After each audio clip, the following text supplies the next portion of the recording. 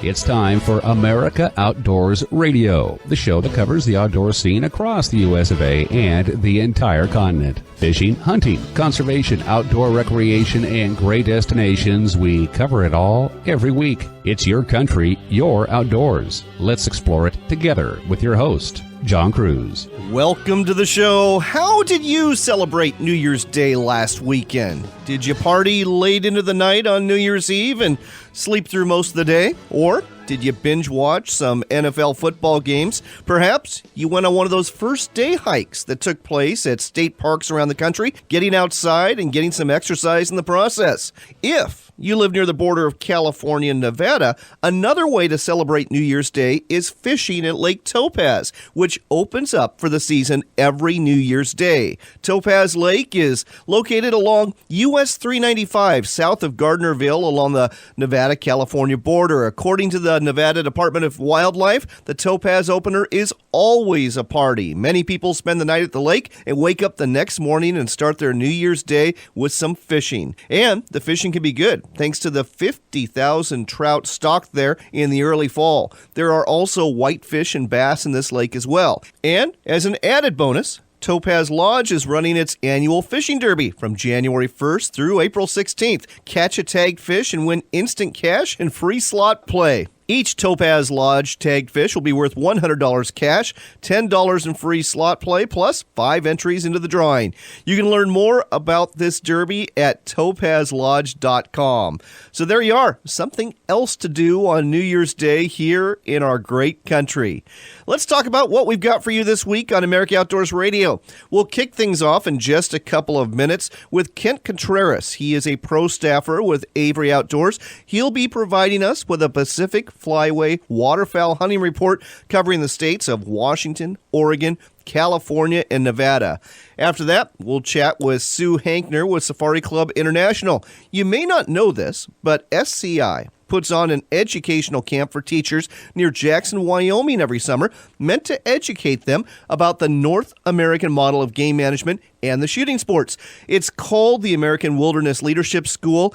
There's a lot of hands-on experiences involved, and it equips teachers with a better understanding of how hunting and fishing fit into the conservation equation. For any of you teachers listening today, Sue will also tell you how you can get in on this as well. After we talk with Sue from Safari Club International, we'll talk to Skip Clemens about safaris in Africa.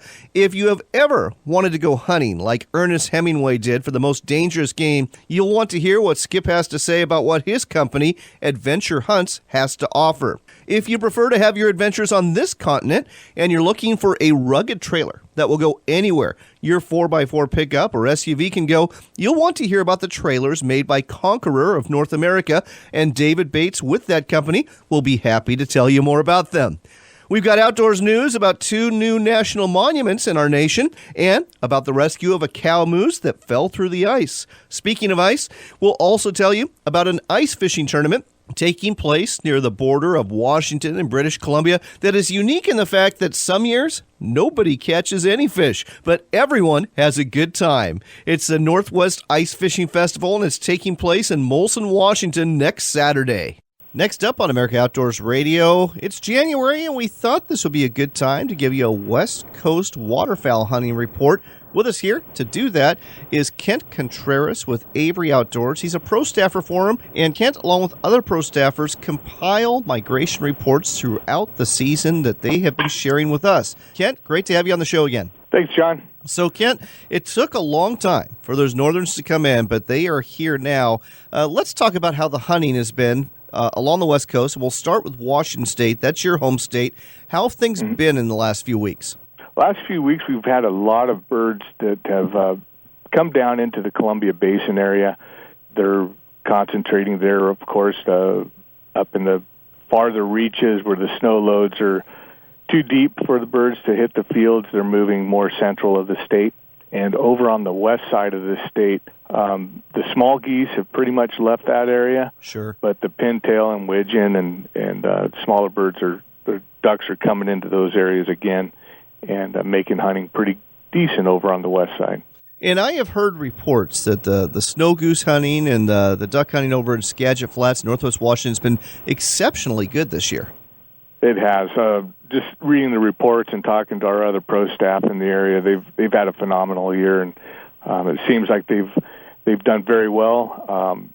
Folks are coming out of there with limits on a daily basis, and hopefully it sticks around for them and they can keep that up. Let's head down to the Beaver State in Oregon, Willamette Valley. I know that's where a lot of those lessers will generally overwinter, for lack of a better word. Is that where they're at now, or are they kept moving south? At this point in time, our reports are showing that there's still a few birds in that area, and they're slowly migrating to the south. I believe our next big push of weather is going to probably get most of those birds moving again. But it has been pretty decent from what I've heard, and the ducks are still continuing to move through the area also. I know one place that has been good for duck hunting all season long has been around Sauvie Island there off the Columbia River near Portland. Have you been hearing similar reports from hunters who are either hunting the coast or hunting along the Columbia? I haven't heard too much from that area, but what I've been able to pick up is that, it's Sauvie Island, and you're going to get birds there most of the year. Yeah, that's a good place. The Columbia down there off of the Portland area, and those hunters down there are continuing to get fresh birds and keep pulling out good numbers. All right, and moving down to California, Sacramento Valley is always thought of as one of the premier duck hunting locations along the West Coast. What have you been hearing down there? Great reports from California. The water situation has basically it's increased to the point that the rice and the fields out there, that the crops that they have, they've got plenty of water, and the birds are loving it down there, and so are the hunters. Just everything I've been hearing from that Sac Valley has been good, especially with the amount of moisture that's come into the area. And one nice thing about the Sacramento Valley is, yes, there are private hunting clubs, there are private lands you can access maybe, but there's quite a bit of public lands, much more than I thought there would be in California. I haven't done any hunting down there, but from what I know, yeah, there's plenty of areas for the public hunter, and again, if you do your scouting and do your homework, you should be able to find some areas that are holding birds. All right, last but not least, let's head over to the state of Nevada. People think of that as just barren desert, but it's not exactly true. There are places where you can find ducks and geese there. Yeah, the Fallon area, Reno area, there's some very good hunting down there, and our reports from pro staff in that area, they're coming out of a drought, and as the water increases, the precipitation in those areas, the hunting's going to get better, and hopefully for the next couple of years, they continue to increase in the precipitation, which will bring the birds back into those areas. There's a lot of agricultural area in that Fallon and southern Reno area that hold birds, and we'll continue to if we can get the moisture in there. All right. We have got to go, but folks, check out what Avery Outdoors has to offer. If you are a waterfowl hunter, whether a duck hunter or a goose hunter, they've got a lot that you are going to want. It's Avery Outdoors, and again, their pro staff has done a great job this season of updating us about the duck and goose hunting conditions. Kent, thanks so much for all this information and for sharing it on America Outdoors Radio. You bet. You're welcome, John. That's Kent Contreras, a pro staffer with Avery Outdoors. Thank you again so much. Stick around. We've got a lot more coming at you this week on America Outdoors Radio. And in our next segment, we'll be talking to Sue Hankner. She's with Safari Club International. She's going to tell you all about the American Wilderness Leadership School. Takes place near Jackson, Wyoming. Beautiful part of the country. If you've never been there before, or to Grand Teton National Park, you are missing out. I mean, this is some of the most beautiful country you will ever see, and the mission of this school is very impressive indeed, educating our teachers so they can educate our kids about the great outdoors and how hunting and fishing help us with conservation.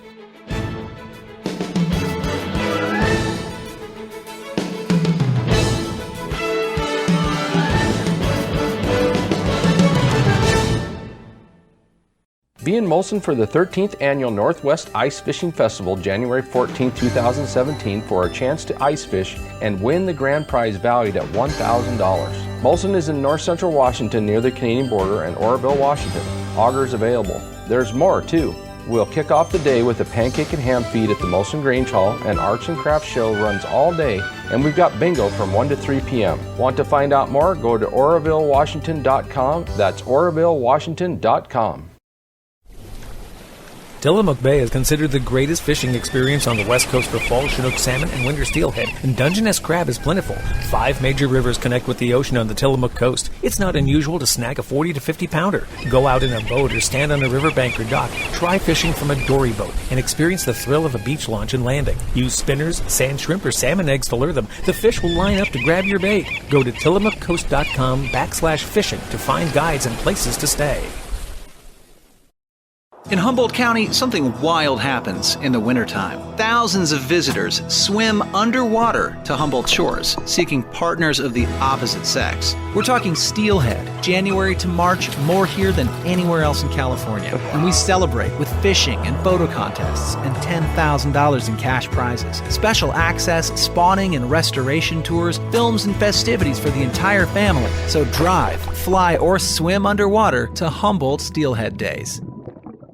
Low-limit saltwater salmon fishing got you down? Don't be sad. Head to the mighty Columbia River and get into the great steelhead and salmon fishing going on this year. Mike Salazar with Salt to Summit Guide Service is the man to go fish with. He's got over 25 years experience and knows how to catch a limit of fish. In fact, he's so confident in your success, he'll guarantee a fish. Book your Columbia River trip now at salttosummit.com. That's salt, then the number 2, then summit.com.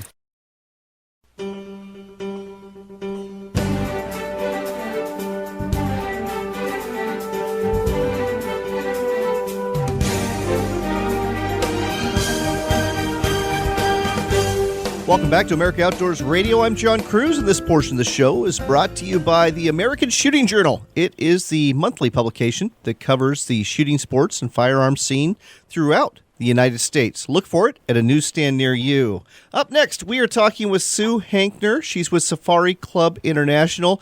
And when most people think of SCI, they think of conservation, maybe in Africa. They think of hunting in Africa. But they do some great work in terms of education and conservation right here in the U.S. And one way they do it is through the American Wilderness Leadership School. Sue, welcome to the show. Thank you. It's a pleasure to be here. Sue, why don't you tell our listeners more about the American Wilderness Leadership School? Well, the school is located just south of Jackson Hole, Wyoming, in the Granite Creek Recreation Area. It's surrounded by national forest and Bureau of Land Management land. And it's a great location for us to gather teachers from across the country to come in for an 8-day workshop to be able to learn conservation education, to learn the kinds of conservation concepts that they can incorporate into math, language arts, social studies, physical education, and other things that they might be teaching, including the fine arts. And so the basis of the curriculum is the North American model of wildlife management that's used in North America in the United States. And so they learn about the science of that. And then we go on to introduce them to shooting sports. They learn the ecology of riparian areas. Then after shooting sports time, we go into teaching them how to use the outdoors as a classroom. It's $1 billion classroom when you get into the outdoors, and kids really thrive when you're teaching them outside. And my personal philosophy in education is all about having fun teaching and having fun learning. My background is in the psychology of learning, and we try to apply that in this setting for teachers because they need to enjoy working with their kids wherever they might be working with them. But when you take kids outside and you do hands-on kinds of experiences like we're teaching these teachers, the teachers have fun with it and the kids really enjoy it. And it's really the kind of learning that lasts longer. It makes connections in the brains of the kids. And so they get a wonderful experience from that. We also take them on field trips where they get to interact with people in the Bureau of Land Management and Wyoming Game and Fish, those people that are wildlife biologists working in the field in terms of the responsibility of managing wildlife populations on public lands and multiple use of public lands. So they learn a great deal about that and the human impact on habitat. we go from Jackson down to Pinedale, where the gas fields are, so that they get to see that human impact and where the migration corridor is and the effect that's had on the antelope populations and the elk populations in that area. And we give them lots of materials that they get to take home and use. You know, when you talk about being near Jackson Hole, two things come to mind. Number one, you've got that elk refuge. It's just right out of town right there. And, of course, you've got Grand Teton National Park. Do the teachers get to visit those places as well? We do. We go to the elk refuge, and there's an elk refuge visitor center, so they get a presentation there on how the elk refuge happened to come about, how it's maintained, and the impact that has in terms of managing wildlife, at least in Wyoming. And then at Teton Park, we go to their visitor center, and they get to learn quite a bit there about the geology and biology of the area, but it's one of those areas where they can we're able to present the fire ecology and the impact that has in terms of managing wildlife. So, Sue, tell me about for lack of a better word, the campus for the American Wilderness Leadership School. What kind of place is this, and where does the classroom work or field work take place? Well, we're 8 miles back in on a Forest Service road off the main road. And we have a large lodge that has a dormitory section to it. It has a dining hall. It has a library, the kitchen area, of course, and then several classrooms, a large one and a couple of other smaller classrooms. And so what we do with our coursework is we try to spend, out of a 2-hour class, maybe only 20 minutes inside just to lay the groundwork for things. And then we go outside and actually do things in the outdoors, whether it be in the stream or we hike up the road a little ways, or in the shooting sports, we're outside. We have 2 ranges, actually 3 ranges that we can shoot at. And then these teachers that come there, they earn their certification to be instructors for the National Archery in the Schools program. So we do quite a bit with target archery. And then we move into 3D archery so that they're beginning to understand the bow hunting aspect of archery. Sue, this sounds absolutely wonderful. So the next question is this. For those teachers that are listening to the show today, or those who know teachers, how do they apply? How do they get involved? What's the cost? The cost is $900, which is subsidized through our foundation. But also, we have sponsorships available. Mossy Oak has provided some, and some individuals. The Sables organization within Safari Club raises money to be able to pay for that $900, plus give them about a $250 travel stipend. We also get money from the Hunter Legacy Fund to be able to help do that. So for the teacher, they might have to pay a little bit for their travel expenses, but all these other things will be paid for them, and they can apply by going to our website, Safari Club International Foundation, and the application is right on the website. They can download that, complete it, and then send it in to us. And the contact information for Todd Rogenkamp, our Deputy Director, is there, as well as for myself. All right, so that's safariclubfoundation.org is the place to go to apply for a slot at the American Wilderness Leadership School. One other question for you here.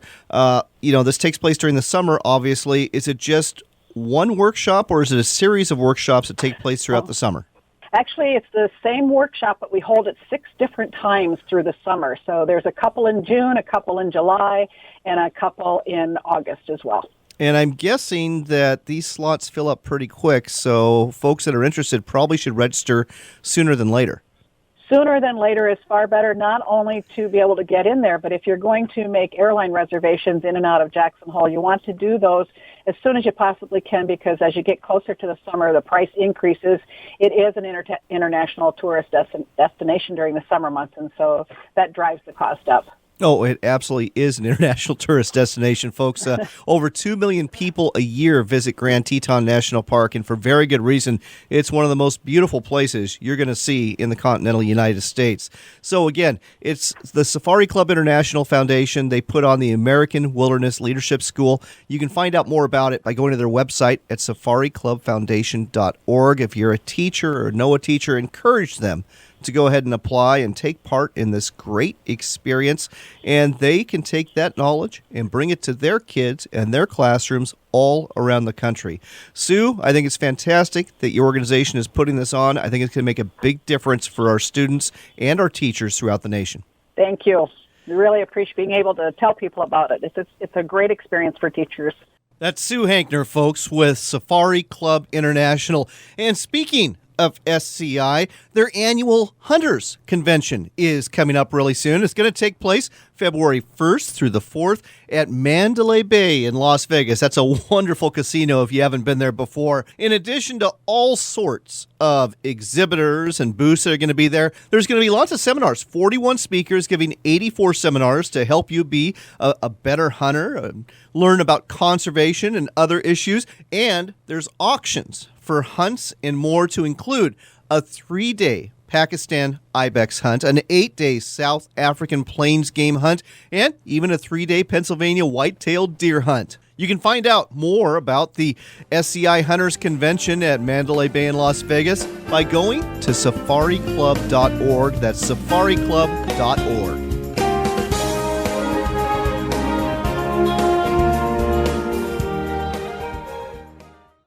Be in Molson for the 13th Annual Northwest Ice Fishing Festival, January 14, 2017, for a chance to ice fish and win the grand prize valued at $1,000. Molson is in north central Washington near the Canadian border and Oroville, Washington. Augers available. There's more, too. We'll kick off the day with a pancake and ham feed at the Molson Grange Hall. An arts and crafts show runs all day, and we've got bingo from 1 to 3 p.m. Want to find out more? Go to orovillewashington.com. That's orovillewashington.com.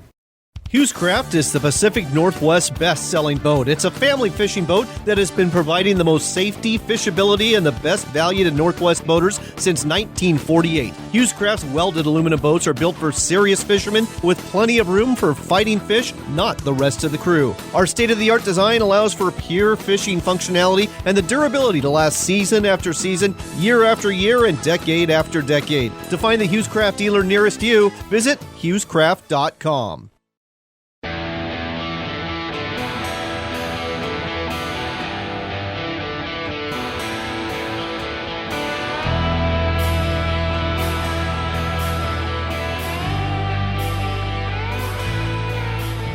Welcome back to America Outdoors Radio. I'm John Cruz. This portion of the show is brought to you by the Alaska Sporting Journal. And if you're looking for a trailer, a camper, so to speak, to take to Alaska, maybe you can do the whole Alaska highway experience, I've got a good one for you. It's made by Conqueror North America. They call them the Swiss Army knife of off-road campers. With us here to tell you more is David Bates. David, welcome to the show. Hey, John. How are you doing today? I am doing great. Thank you so much. Let's tell listeners about your very unique and rugged off-road campers that are way different than your average tent trailer. You're right. They're definitely different. So they originate in South Africa, and they've been very successful there in South Africa and also in Australia. And over there, those guys really know how to build them. Conquer originally started out building military trailers, and then they phased into the more consumer-level trailers. And these trailers can, anywhere your 4x4 can go. You can, if you have the solar panels and the lithium battery option, you can live off-grid 4 to 5 hours of sun a day, basically indefinitely. Wow. So first things first, how big are these trailers? Well, we have 4 different models, and the model number, the 490, is the biggest trailer, which is 4.9 meters long, or roughly about 17 feet long,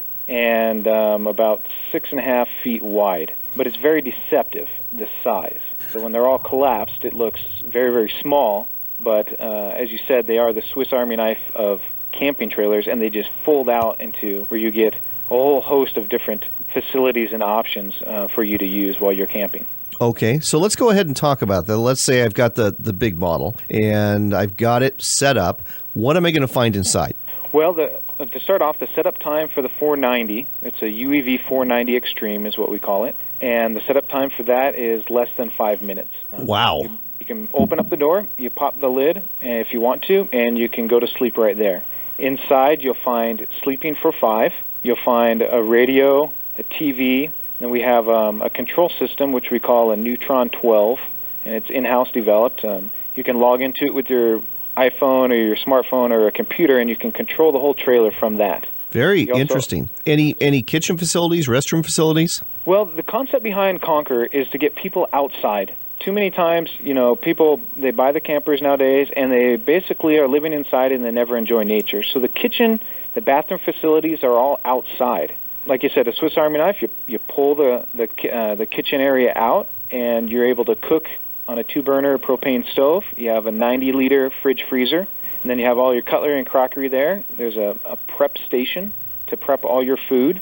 The bathroom is on the other side where you get hot and cold water for both a shower and a sink. And then if you want to, you can option up and you can get an air conditioner or also a propane heater for the inside of the trailer. So here's a question for you. You build this as something that can go anywhere a four-wheel drive vehicle can go. How do you make this so it does that, unlike other trailers that are out there? Well, it all starts with the chassis. Our chassis is, for lack of a better word, it looks like a wishbone, and it's a fully hot-dipped galvanized chassis that has been proven over almost 30 years of experience in the safari in Africa and the outback in Australia. Full independent suspension with the sway bar. There's about 2 feet of clearance, and it's just time-proven, tested technology. Oh, it sounds fantastic. And is there any wood involved with the construction of this, or is it all metal? There is 0 wood. We don't believe that a trailer should have wood. Wood will eventually get wet, it will rot and fall apart. And I guess I shouldn't have said metal. It's probably more than just metal, isn't it? Yeah, it is more than just metal. So we use a host of different materials. There's stainless steel, there's aluminum. We place it on the trailer where it makes sense structurally and also to keep weight down. And I guess that's the last question I have for you. How much does your lightest model and your biggest model weigh? The lightest model base weight is 1,000 pounds. Nice. And the heaviest model, fully loaded with everything, is 4,300 pounds. So you could literally tow one of these with just a small little pickup. You don't need a full-size rig to do this. Right. Basically, any small pickup, any of those can tow it. All right. Well, if you want to find out more, folks, about the Swiss Army knife of off-road campers that will go anywhere that you can go to Conqueror4x4USA.com. That's Conqueror4x4USA.com. David, thanks for telling us all about this on America Outdoors Radio. All right. Thank you, John. You're back with America Outdoors Radio. I'm John Cruz. It is New Year's, and maybe you have a resolution to go on the hunt of a lifetime. Well, if you do, you might want to go to Africa on a safari. With us here to tell you how you can do that is Skip Clemens with Adventure Hunts. Skip, welcome to the show. John, thank you very much. Nice to be on your program. So tell our listeners a little bit about what you offer. Well, we started marketing African safaris about 24 years ago. And I decided when I came back off my first safari, it was such a fantastic experience that I decided to target first-timers and provide information to the sportsmen out there that they can go on an African safari for 8 to 10 days and take 8 to 10 animals for less than they could go on a guided caribou or guided elk hunt. Wow. And it was the real thing. I heard a quote once, and it said, once the dust of Africa gets on you, you'll always go back. And I can tell you today, after 18 trips, it's true.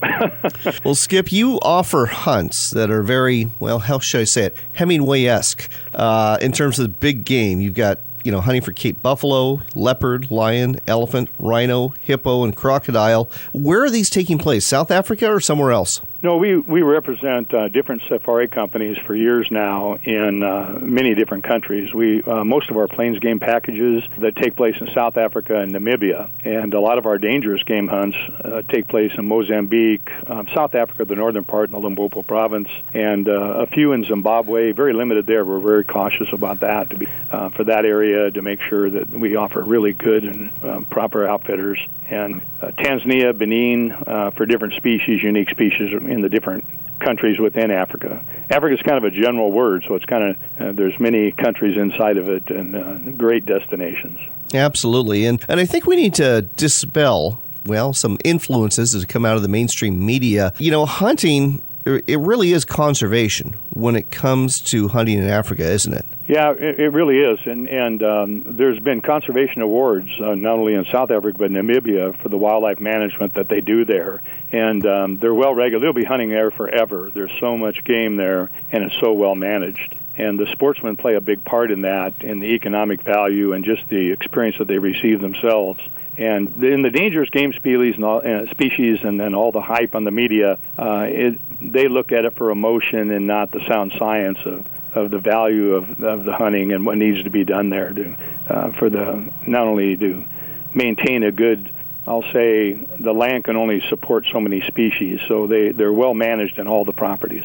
And I'm glad you pointed that out. Let's talk about what a safari looks like. Obviously, 8 to 10 days. I'm glad you said that, because anything shorter than 7 I know is way too short when it comes to going to Africa. You're going to take that long 20-hour flight, give or take, to Johannesburg or somewhere else. And what happens next? Well, typically when we work with a client, we'll help him organize his airfare. We have a guest house in place about 10 minutes from the airport. So when they arrive, we have a person with a sign with their name on it, unless they're transferring on immediately, and that doesn't happen too often because of the timing when the planes land. But once they arrive, they're pretty much handheld all the way, and then depending on which location or which property they're hunting, for instance, in South Africa or Namibia, they'll fly to their next destination, which is usually all-inclusive when they book their tickets, and then they're picked up by our safari company there and taken to the property. And one thing unique about our package that we put together so many years ago, there was just a small handful of us that did it. All of our packages include the daily rate, and that includes the tracker, Skinner's guide, food, lodging, the beverages, and daily laundry service. And it also includes the trophy fees, or the license tags, trophy fees for the animals that are listed in each of the package. So they're all inclusive. I like it a lot. Where can folks find out more about booking a trip with Adventure Hunts? Well, they can email me at adventurehunts@yahoo.com. They can call me at 425-246-2970. And they can visit our website, which is being updated with all our new hunts for this coming year, 2017 and 18, and they can get information there. And that website would be adventurehunts.com, folks. That's adventurehunts.com. Check it out and plan on a great New Year's resolution. Book a trip to Africa, something you definitely won't ever forget. Skip, thanks for telling us all about this on America Outdoors Radio. Thank you. Thank you for hosting.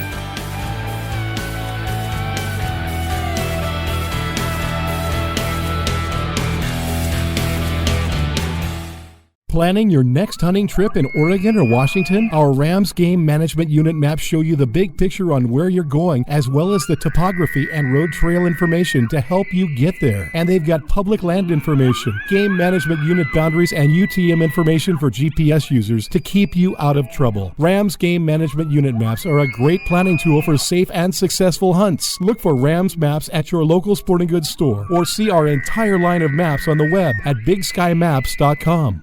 Have you always wanted to go on an African safari but think it's cost prohibitive? Skip Clemens with Adventure Hunts explains. Decided when I came back off my first safari, it was such a fantastic experience that I decided to target first-timers and provide information to the sportsmen out there that they can go on an African safari for 8 to 10 days and take 8 to 10 animals for less than they could go on a guided caribou or guided elk hunt. Find out more at adventurehunts.com. That's adventurehunts.com. Be in Molson for the 13th Annual Northwest Ice Fishing Festival, January 14, 2017, for a chance to ice fish and win the grand prize valued at $1,000. Molson is in north central Washington near the Canadian border and Oroville, Washington. Augers available. There's more, too. We'll kick off the day with a pancake and ham feed at the Molson Grange Hall. An arts and crafts show runs all day, and we've got bingo from 1 to 3 p.m. Want to find out more? Go to orovillewashington.com. That's orovillewashington.com. Looking for the safest, most stable riding boat on the market? Welcome to Stabicraft. Born in New Zealand, Stabicraft has a built-in reputation for making the most seaworthy boats on the market. Heavy-gauge aluminum chambered boats with models ranging from 14 to 29 feet in a variety of configurations to suit all your needs. Check out the all-new 2750 center cab, a walk-around design for the Northwest market and packed with industry-leading features to suit all types of fishing, allowing you to adventure with confidence. Book a test ride today at stabicraft.com. Tillamook Bay is considered the greatest fishing experience on the west coast for fall Chinook salmon and winter steelhead, and Dungeness crab is plentiful. 5 major rivers connect with the ocean on the Tillamook coast. It's not unusual to snag a 40 to 50 pounder. Go out in a boat or stand on a riverbank or dock. Try fishing from a dory boat and experience the thrill of a beach launch and landing. Use spinners, sand shrimp, or salmon eggs to lure them. The fish will line up to grab your bait. Go to tillamookcoast.com/fishing to find guides and places to stay. Be in Molson for the 13th Annual Northwest Ice Fishing Festival, January 14, 2017, for a chance to ice fish and win the grand prize valued at $1,000. Molson is in north central Washington near the Canadian border and Oroville, Washington. Augers available. There's more, too. We'll kick off the day with a pancake and ham feed at the Molson Grange Hall, and Arts and Crafts Show runs all day, and we've got bingo from 1 to 3 p.m. Want to find out more? Go to OrovilleWashington.com. That's OrovilleWashington.com.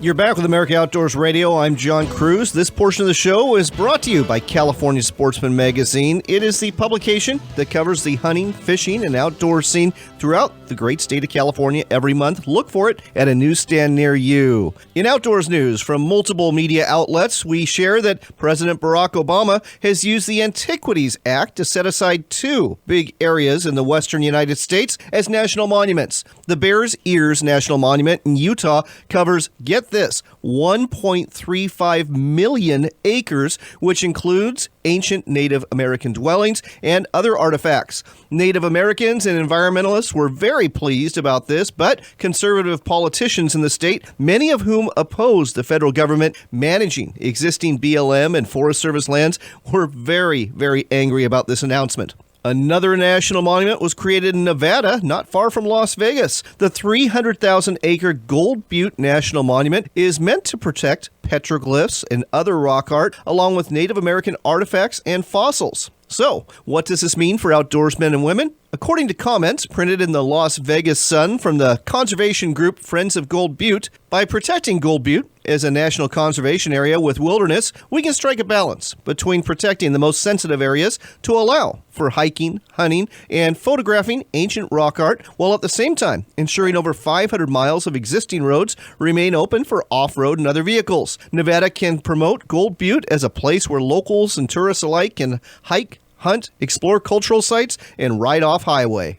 In other news, what do you do when you see a moose that's fallen through the ice? Well, if you live in northern Idaho, you rescue it. From Northwest Cable News, we learned Benoit County Judge Douglas Payne was driving along the St. Joe River when he spotted another driver looking at a moose that had fallen through the ice and was stuck. Judge Payne and Idaho Fish and Game Conservation Officer Julie Lininger and others came to the rescue of the 800-pound cow. They were able to cut around the ice where the moose was stuck and tie tow straps to the animal's front legs. They were able to pull it from the water in a rescue effort that took them about 30 minutes. The moose, however, did not have the sense to be grateful for her human helpers. According to Lininger, she made a hard charge at us and we all went running off the ice, but everyone went home with a great story, and the mother moose was reunited with her calf that was watching from the shoreline.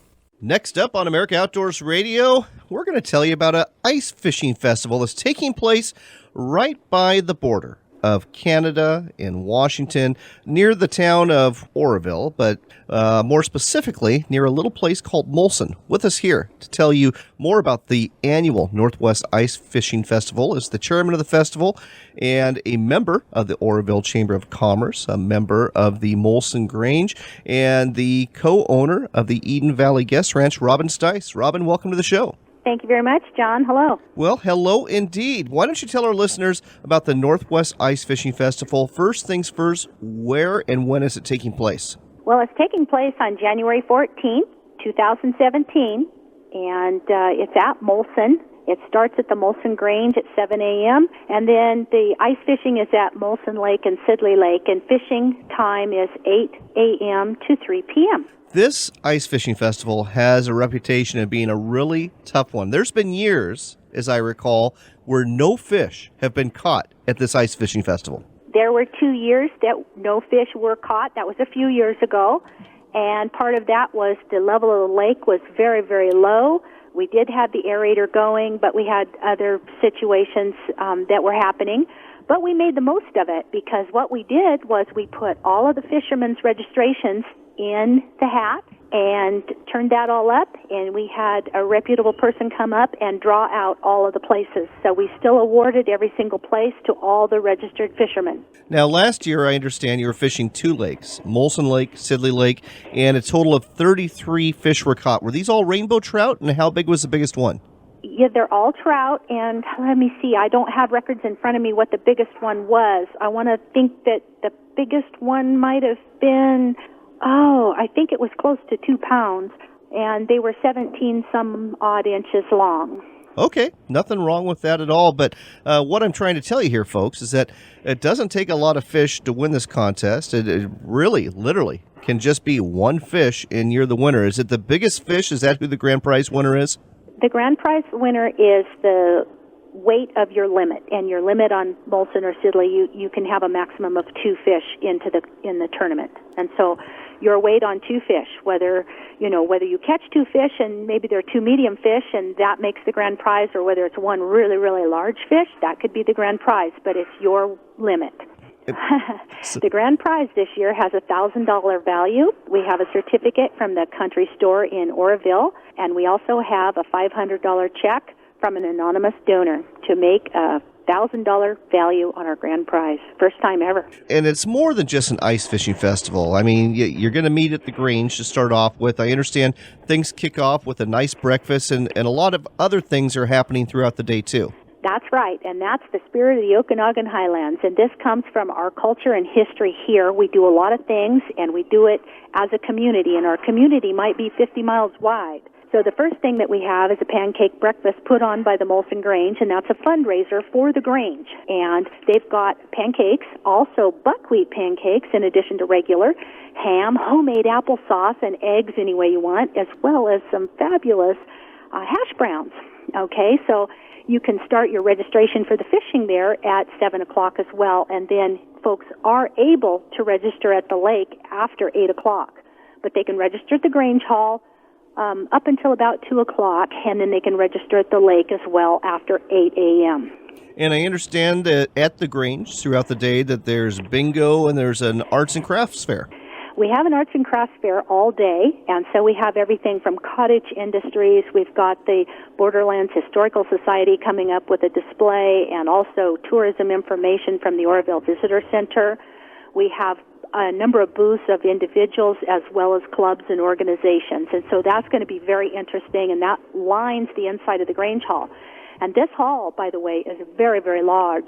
The hall, I believe, is about 100 feet wide and 120 feet long. So it's a huge, huge building. It was built over 100 years ago, and the Molson Grange has owned it since 1944. It's a fabulous building. Well, Robin, it sounds like an absolute hoot. Again, folks, the date, January 14th. The location is Molson in the far north reaches of north central Washington. It's a Northwest Ice Fishing Festival. Is there a website where folks can find out more, Robin? OrovilleWashington.org. The bingo, by the way, is 1 to 3 in the afternoon, and Molson Grange is the one that's putting on the bingo, and all the proceeds from the bingo go to support the hall. The lunch will be put on by the Sitzmark Ski Area, and that's gositzmark.org, and that is all put on by a club, and so if you've never skied at Sitzmark, try that out too. So it benefits a lot of organizations, and the proceeds from everything that we make on this festival go to support the Oroville Visitor Information Center, which is the first visitor information center on Highway 97 as folks come into Washington. Well, there you go. Again, folks, go to OrovilleWashington.org. That's OrovilleWashington.org, and find out more about participating in the Northwest Ice Fishing Festival on January 14th. Forgot, we're also having an ice hut contest. An ice hut contest. Go on. Yes, we've got prizes for the ice hut contest, and fishermen can register for that when they register to fish. Okay. Sounds great. Robin, thanks for sharing this with us on America Outdoors Radio. We hope you enjoyed this week's broadcast, brought to you by our sponsors, Northwest Sportsman Magazine, the Alaska Sporting Journal, California Sportsman Magazine, and the American Shooting Journal. 4 great monthly publications, and now is the perfect time to subscribe to one or all of them and keep up on what's happening in the outdoors. If you find yourself at work this week and you want to get your outdoors fix, maybe from your work computer, hopefully you won't be breaking any rules by logging on to WRVO Radio. The website is RenoViolaOutdoors.com. It's an internet station that has over 30 outdoors radio shows, including this one, America Outdoors Radio, and our sister show, Northwestern Outdoors Radio. The website again, RenoViolaOutdoors.com, and I promise I won't tell anybody at work if you're listening. And I hope if you're going to be at SHOT Show in Las Vegas the week of January 17th through the 20th that you'll stop by the American Shooting Journal booth. I'll be there in the afternoons. Would love to talk to you. And the week after that, January 25th through the 29th, I'm going to be at the State Fairgrounds in Puyallup for the Washington Sportsman Show. That promises to be a lot of fun, too. You can find out more about what's coming up on this show by going to our website at AmericaOutdoorsRadio.com. You can catch podcasts of our show there as well. And we've got a Facebook page, too. Just look for America Outdoors Radio, and you'll get there. And be sure to like our page and go to the post where you see the Leupold binoculars, because we are giving away a pair of Leupold binoculars once we get 1,100 likes on that page. Simply just say what state you're from, and you're entered to win after you like our page. It's time to go, but I hope that you make the most of this new year and all of the outdoors opportunities and fun that it has to offer. I hope that God blesses you greatly in the week ahead, and remember, it's your country and your outdoors.